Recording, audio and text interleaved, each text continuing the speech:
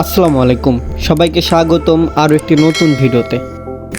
এই ভিডিওতে আমরা এই ধরনের প্রাকৃতিক দৃশ্য কিভাবে আঁকা যায় তার সহজ একটা টেকনিক তোমাদের সাথে শেয়ার করব। তো প্রথমে আমরা খাতার চারপাশে সুন্দর করে দাগ টেনে নেব। দাগ টানা শেষ হলে আমরা খাতার ঠিক মাঝ বরাবর একটি দাগ টেনে নিই। এখন আমরা এই দাগটির মাঝ বরাবর একটি ঘর আঁকবো। তার জন্য প্রথমে আমাদের মাঝখানে দুটি লম্বালম্বি দাগ দিতে হবে।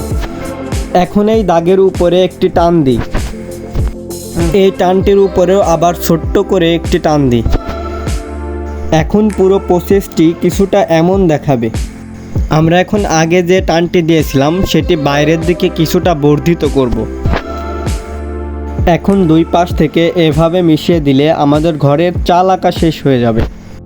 এখন আমাদের পালা এই ঘরটির দরজা জানলা আঁকার। তো তার জন্য প্রথমে আমরা ঘরের মাঝখানে একটি দরজা এঁকে নেব এবং দরজাটির দুই পাশে দুটি জানলা আঁকব। এখন এই ঘরটির একটি মেঝে আঁকলেই ঘরটি কমপ্লিট হয়ে যাবে। মেঝে আঁকার জন্য আমরা এইভাবে একটি টান দিয়ে, এই পাশে ঠিক এইভাবে একটি টান দিয়ে, নিচে একটি সোজা টান দিয়ে দিলে মেঝেটি আঁকা কমপ্লিট হয়ে যাবে। এখন আমাদের এই দৃশ্যটিতে দুটি গাছ আঁকতে হবে। গাছ আঁকার জন্য প্রথমে আমরা এইভাবে সোজা একটি টান দিতে পারি, তার পাশে ঠিক এইভাবে আরেকটি সোজা টান দিতে পারি। এখন অনুরূপভাবে আমরা এই পাশে আবারও দুইটি টান দেব। এখন আমরা এই টানগুলোর উপরে একটু মাথাগুলো বেঁকা করে দিয়ে তার উপরে একটি ভিয়ের মতো দিলে আমাদের গাছের ডালের কিছু অংশ হয়ে যাবে। এখন আমাদের গাছগুলোর পাতা দেওয়ার জন্য এইভাবে ঢেউ খেলানোর মতো বেঁকা করে উপরে নিয়ে মিশিয়ে দিলেই আমাদের গাছের পাতাগুলো কমপ্লিট হয়ে যাবে। এখন আমরা এইখান থেকে কিছুটা বেঁকা ঢেউয়ের মতো দিয়ে আমরা দূরের গাছপালা আঁকতে পারি। লক্ষ্য রাখতে হবে যেন গাছ এবং ঘরের উপর দিয়ে দাগটা না যায়, এগুলো গাছ এবং ঘরের পিছন দিয়ে থাকবে।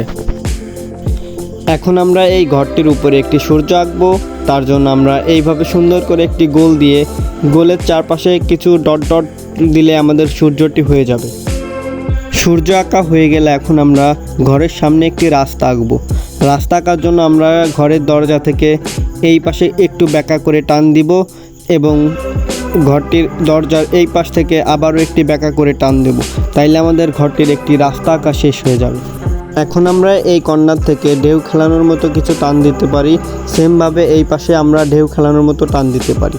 তারপর আমরা কিছু কাশফুল এঁকে দিলেই আমাদের পুরো দৃশ্যটি কমপ্লিট হয়ে যাবে। আর হ্যাঁ, তোমাদের একটা কথা বলে রাখি, আমার এই চ্যানেলে আমি নিয়মিত ছবি আঁকার অনেক ভিডিও দিয়ে থাকি। তো তোমরা যারা সহজ টেকনিকে ছবি আঁকা শিখতে চাও তারা অবশ্যই আমার চ্যানেলটি সাবস্ক্রাইব করবে।